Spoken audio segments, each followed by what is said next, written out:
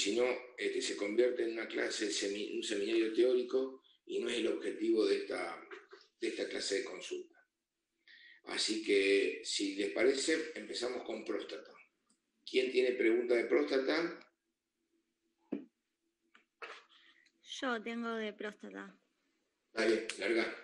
En el cáncer de próstata, ¿la RMI solo se pide cuando se sospecha metástasis ósea o se usa TAC y RMI?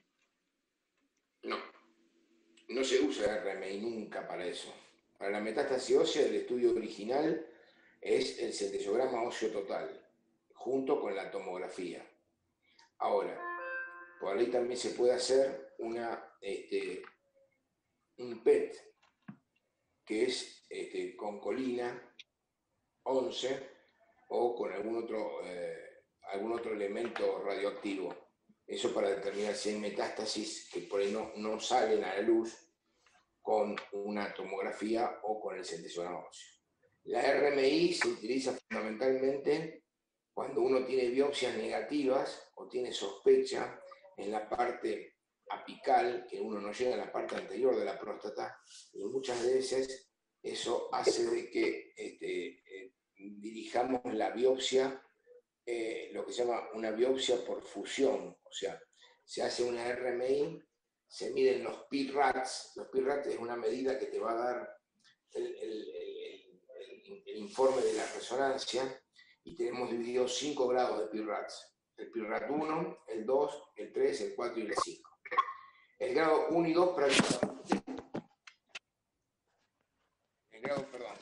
prácticamente no tenemos que indicar una biopsia, habida cuenta de que eso es prácticamente normal.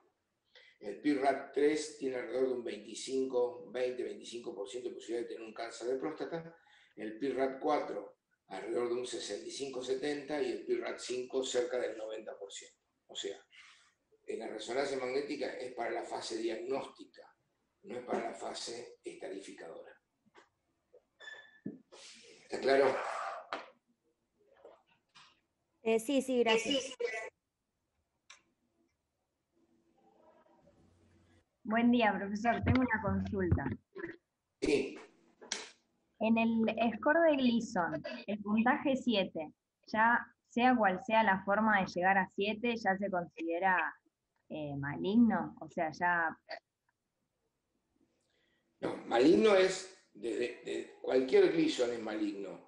Lo que después vos reestadificás en grupo 1, 2, 3, 4 y 5 es en los grados de agresión. Entonces, un grado 7 es un grado intermedio, que puede ser un grado 3, un grado 2, perdón, 3 más 4, o un grado 4, perdón, o un grado 3, 4 más 3. Lo que te está hablando es el grado de diferenciación, el liso. ¿Está claro?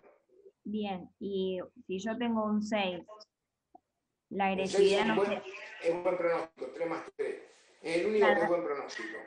Pronóstico grupo 4 es 4 más 5. Y grupo 5 es 5 más 5. Entonces, vos tenés que pensar de que si tenés 6 es un muy buen pronóstico. Podés tomar cualquier medida en base a edad del paciente, estado general, comorbilidades, deseo del paciente, posibilidades terapéuticas. Perfecto, gracias. Hola, buen día. ¿Se escucha? Tengo una pregunta con lo que dice la compañera, porque en el tratamiento del cáncer de próstata, en cuanto a la localizada, dice grado 1, vigilancia activa, y grado 6, 7 y 8, dentro de las localizadas. ¿No sería más fácil dividir en grupos pronósticos 2, 3 y 4 y dejar el 5 para la metastásica, porque no entra ni el 9 ni el 10? No existe el 9 y el 10. Los grupos son 5. Ajá. El grupo 1, que es el de buen pronóstico, vos estás mezclando score de Gleason con grados pronósticos. No es lo que estás mezclando las cosas. Los grados pronósticos son del 1 al 5. El grado 1 es excelente y no es vigilancia activa. Porque si yo tengo un paciente de 60 años y tiene un Gleason 3 más 3, lo opero con chances curativas. Entonces, eso así, esto no es matemática. Tenemos que adecuarnos al estadio, a las comorbilidades, como dije antes, al deseo del paciente y a las opciones que le puede ofrecer el colega en base a su experiencia personal. Entonces, perdón, lo que vos dijiste 10 sería el grupo pronóstico 5, de mal pronóstico, que sería un Gleason 5 más 5. Grupo pronóstico una cosa, score de Gleason es otra cosa. ¿Está claro? Sí, sí, sí. Ahora sí entiendo. Ok. Hola, profe. Profe, sí, ¿seguís? Dale, decimos, puedes decir. Después lo digo yo. Bueno, dale, gracias. ¿En qué momento se hace la terapia de deprivación androgénica? ¿A vos qué te parece? ¿Cuándo tiene indicación de terapia androgénica un paciente con cáncer de próstata? ¿En qué estadio? Es que eso le pregunto por eso. Pero eso está en los libros. Es cuando el paciente es metastásico. O sea, o cuando vos querés hacer una radioterapia, radiosensibilizarla. Eso tenés que dividirlo bien en cuanto a las alternativas terapéuticas entre el cáncer localizado y el cáncer avanzado o metastásico.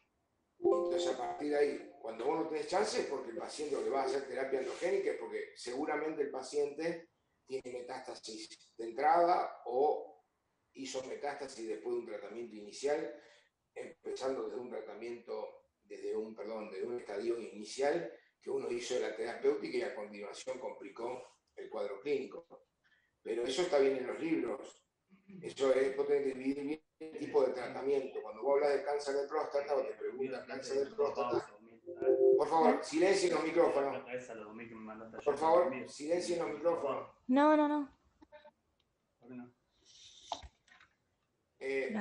Por favor, silencien los micrófonos los que no están preguntando, porque si no nos pisamos entre todos. Entonces, ¿está claro? O sea, vos tenés que dividir el tratamiento, la terapéutica del cáncer en cáncer localizado y en cáncer avanzado. En el cáncer avanzado siempre es terapia androgénica porque la terapia es sistémica. Después tenemos distintos lineamientos dentro de la terapia androgénica. Pero en principio ese es el concepto. Ahora, en el cáncer localizado vos tenés que ofrecer siempre al paciente la prostatectomía radical con la linfadenectomía ileobturatriz, la braquiterapia, que es la inserción de semillas radioactivas a través de la vía perineal y con guía ecográfica transrectal simultáneamente, eso se hace en un día de internación y se va a la casa, o la terapia externa, la radioterapia externa, que tiene que ser con intensidad modulada en principio, para dirigir justo al foco y no que sea tan dispersa y con eso lleve a que el paciente tenga mayores efectos indeseables como rectitis, cistitis, etc. Por supuesto que cada una de esas terapias va a ir acompañada del caso clínico puntual. Si un paciente está obstruido no le podemos hacer ni quimioterapia, no le podemos hacer ni radioterapia ni braquiterapia externa porque el paciente se va a obstruir. Entonces en ese caso primero hay que desobstruirlo y a posteriori hacerle la terapia. Y si no, la prostatectomía radical, que es el gold standard hoy desde el punto de vista de si el paciente está en condiciones, tiene una edad adecuada, tiene una expectativa de vida de más de 10 años para poder ofrecérselo al paciente. Y dejamos la terapia androgénica, de privación androgénica, para los pacientes metastásicos. Pero eso está bien explicado en el libro, tenés que leerlo del libro. Eso no es una consulta, eso es no haberlo leído.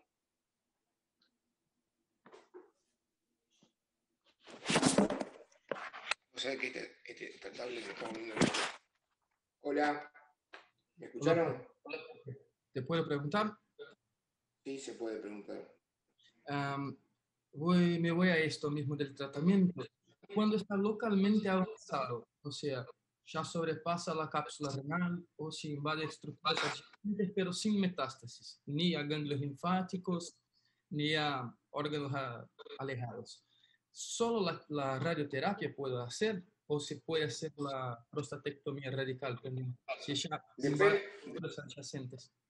Bueno, acá es útil una resonancia multiparamétrica de próstata para determinar la extensión y si está adherido a otros tejidos o no, punto 1. Segundo, la expectativa de vida del paciente.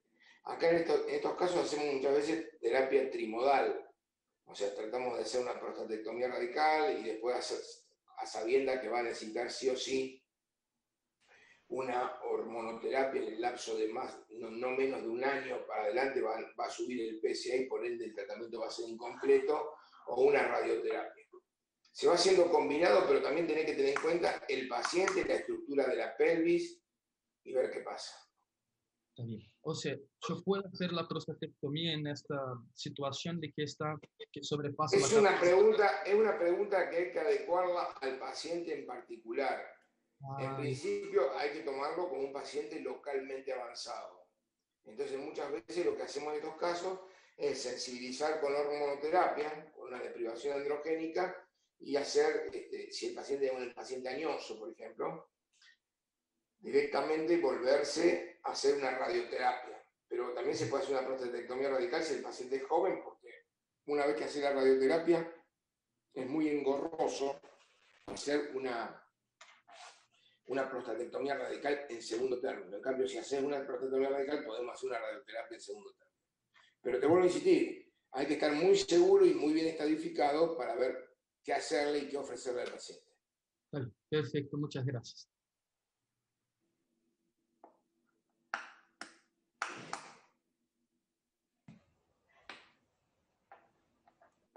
Profesor, cuando ¿Sí? se toman las muestras para la biopsia, para hacer el score de Gleason, ¿qué sería lo más representativo? O sea, no entiendo si vos, o sea, de todas las muestras que sacan, si hay algunas que son diferenciadas y otras son indiferenciadas. ¿Qué es lo que se lleva al final? O sea, ¿qué es lo que termina eligiendo el patólogo? No, el patólogo no, vos lo terminás eligiendo. El tema es así. Primero, si el paciente tiene una zona sospechosa, sea el tacto o sea con la ecografía que vos le vas a hacer simultáneamente, tenés que tomar esa zona, una biopsia puntualmente de esa zona. A tal punto que muchas veces, aparte de las 12 tomas que se toman normalmente, a veces se puede llegar a tomar alguna extra de una zona sospechosa. O si coincide con una de las zonas, uno le va a dar más relevancia a esa zona.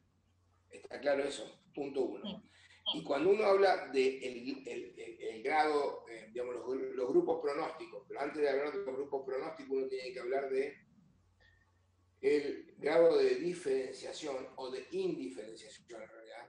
Entonces vos lo vas a hacer representativo a aquella muestra que tenga el core, digamos, la longitud del mismo más grande y con peor grado de diferenciación. Cuanto más indiferenciado y más grande es, ese es el que pasa a ser el patrón predominante. Y después vamos a tener los patrones secundarios. Entonces, si suponete en una toma vos tenés 5 más 3, significa que el más grave y el más abundante es el patrón 5 y el 3 es el patrón secundario. Si vos tenés 3 más 3, es porque en toda la próstata hay igual de diferenciación del cáncer. ¿Está claro? Sí, gracias. Ok. Profesor, buen día. Con respecto a esto, Buen día. a lo que preguntó la compañera, un grado bien diferenciado, el grado histológico, ¿no se considera cáncer? Los grados 1 y 2, no se informa. por eso te digo. En realidad los grados de Gleason son 5 y el score es la sumatoria de los dos más representativos. Y los grupos pronósticos se base a los grupos representativos. O sea que ahí tenés 3 conceptos. Grado, score y grupo pronóstico. Anteriormente se tomaban los 5 grupos. Hoy en día el Gleason 1 y 2 no son patológicos. Entonces, por eso empezamos con el grupo pronóstico 1, que es 3 más 3. Buenísimo, muchas gracias. Claro.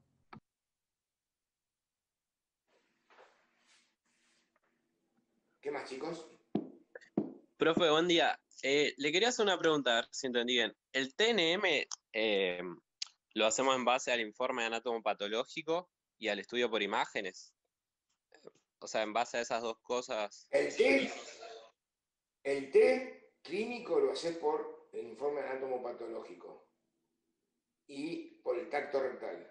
Y el N&M por la tomografía y el centesograma óseo. Eso es lo inicial en cáncer de próstata. Hoy en día también hay bibliografía que se está tratando de imponer el uso del PET-colina, que es la tomografía por positrones, pero no está todavía avalado por la FDA como método de rutina de inicio, a pesar de que en algunos lugares se hace. Listo, gracias.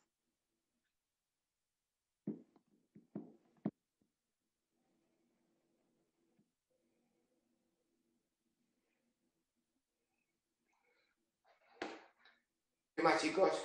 ¿Qué escribí esto?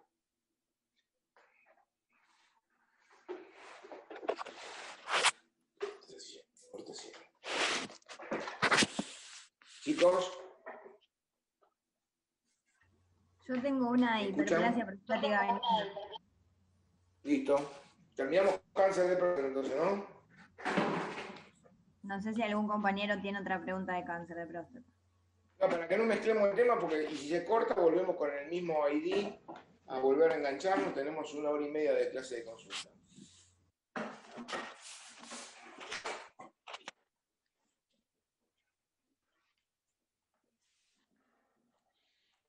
Pasé con la de no, querida.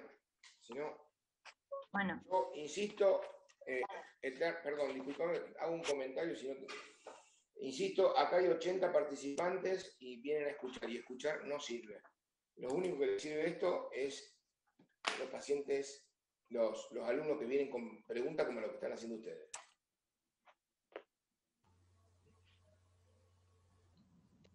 bueno.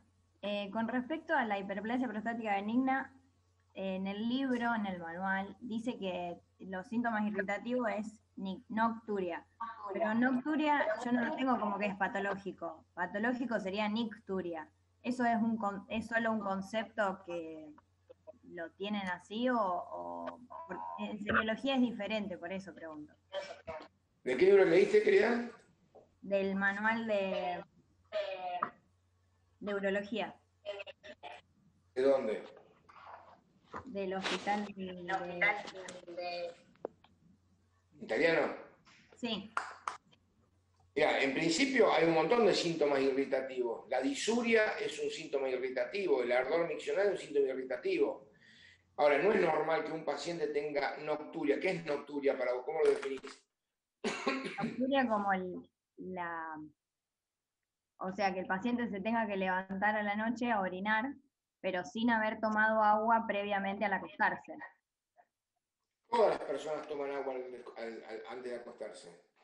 Porque vos tenés que tener en cuenta que son pacientes añosos y que pueden tener retención de líquido, tener tercer espacio, tomar diuréticos, tomar medicación cardíaca, y muchas veces esos pacientes tienen edemas en gota, en godet positivo en miembros inferiores, entonces no es tan simple, ¿me entendés? No es así, sí, no es normal que un paciente se levante más de una vez por noche hasta determinada edad. Claro, bueno, gracias. Listo. ¿Puede ser, profe, que hasta 3 veces no se considera patológico? Depende quién sea, si es un abuelito que no tiene nada que hacer, si un empresario que tiene que viajar de ciudad en ciudad, 3 veces le afecta la calidad de vida.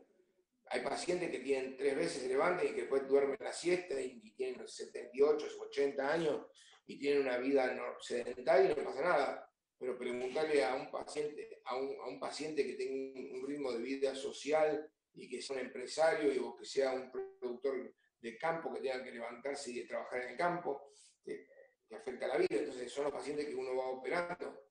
Nosotros no operamos enfermedades, operamos pacientes. Hay que adecuar cada paciente de ellos, qué sintomatología tiene y cómo afecta su calidad de vida. Claro. Y una pregunta con respecto a hiperplasia.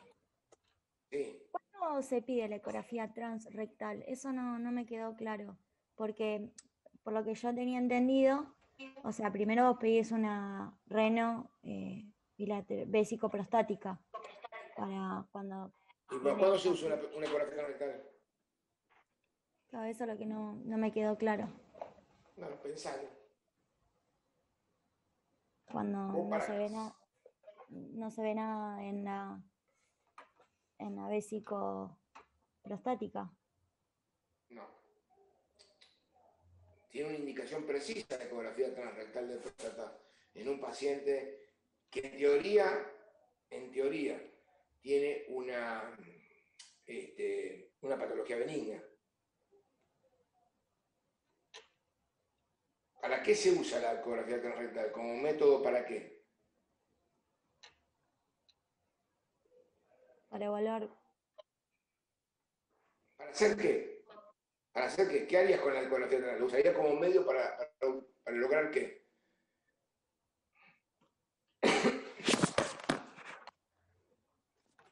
Para evaluar si no hay compromiso, no hay extensión. No es. Es para el diagnóstico, pero no para ver extensión. Para extensión tenemos que ver la resonancia magnética, como hablamos antes. La ecografía transrectal se usa, para guía, para biopsia. como guía de biopsia, exactamente. Cuando vos tenés más de 10 de PSA y tenés un tacto rectal normal, o cuando tenés algún otro tipo de patología que tenés que hacer la biopsia. Exacto. ¿Está? Bueno, gracias.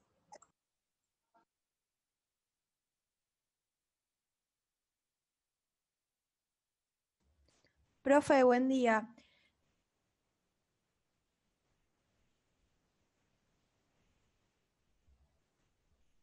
Apagaste el micrófono, profe. Sí, lo apagué porque estoy contestando al teléfono. Decime, escucho la pregunta. Si yo tengo un PSA mayor a 10, pero un tacto rectal que no es sospechoso, ¿vuelvo a repetir el PSA o directamente puedo indicar la biopsia? Una buena pregunta. Si estás seguro que el paciente no anduvo en bicicleta, no tuvo un sondaje, no estaba constipado, no tuvo relaciones sexuales, no anduvo en moto, y el laboratorio es un laboratorio confiable, no es esos que te lo derivan de un laboratorio de menor cuantía a uno grande, se puede hacer de entrada. Ahora, yo siempre sugiero repetir la biopsia, repetir el PSA, porque la biopsia, si bien tiene un bajo índice de complicaciones, 1 de cada 300 puede sufrir una infección urinaria o sepsis. Entonces es importante de que uno esté seguro de lo que está pidiendo. Inclusive, viene un paciente con un PSA de 11, o de 15, y vos le tenés que hacer la biopsia antes de hacer la biopsia. ¿Cómo, profe? ¿Qué hay que solicitar antes de pedir una biopsia?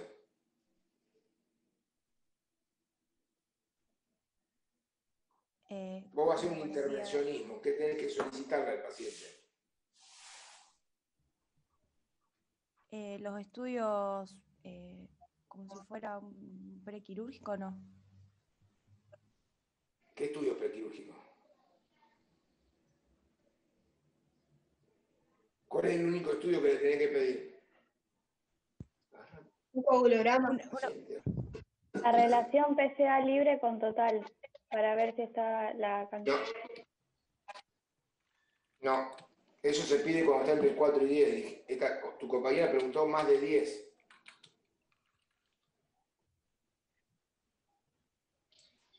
¿Un urocultivo?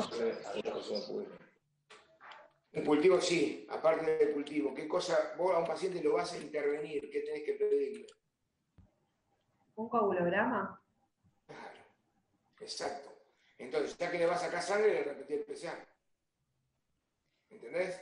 Es una manera de estar seguros, porque nunca podés hacer biopsia si no tenés un urocultivo ni un coagulograma. Un electro no, porque es con local, una anestesia local, es con un amoncito como si fuera cuando te vas al dentista. Son 3 centímetros cúbicos de cada lado de la próstata. ¿Me entendés? Bien, profe, sí. Entonces, sí, habría que hacerlo de nuevo. Bien, gracias, profe. Se puede diferenciar 4 más 4, el 12 del adenocarcinoma poco diferenciado. Profe, ¿Qué más, chicos? Vamos. Cuando aplico el volumen glandular por eco sobre el PSA, ¿cuándo voy a utilizar esta? ¿Nunca? Nunca. Bien, perfecto. No, eso es muy engorroso hacer eso, más ustedes que son de pregrado, médicos en atención primaria de la salud, porque el problema es que dependen siempre del ecografista. Entonces el ecografista pone la cruz 1 milímetro ahí y te cambia el volumen prostático. Eso es una densidad de PSA. El concepto que tienen que tener ustedes de PSA es PSA total, PSA libre, velocidad de PSA, que es cuánto aumenta el PSA en el lapso de un año. Si el PSAS aumenta más de 0,75 o 0,80 en un año, ahí tienen que tener una señal de alerta porque por ahí estamos ante un cáncer incipiente. Siempre tomado con las medidas, y eso es muy importante, ustedes más que saber cáncer de próstata, tienen que saber cómo tienen que tomar el PSA, cómo recomendarle al paciente que tome el PSA sin constiparse, sin tener sexo una semana antes, sin andar en moto, sin andar en bicicleta y sin estar sondado. Eso es el concepto más importante que se tiene que llevar ustedes como médicos en atención primaria de la salud. Bien, perfecto, muchas gracias. Profesor, ¿en qué pacientes? Metástasis con metástasis ósea y hay guanilo que te vaya. Sí, te escucho. ¿En qué pacientes le vamos Nos a estamos dar? quedando sin... perdón. Salimos y volvemos a entrar, chicos, porque se corta. Bueno. ¿Entendiste? No, pero mirá lo que dice ahí. Ahí sí mira la historia clínica. Dando retrovirales ilíacos, lesiones múltiples líticas y blásticas.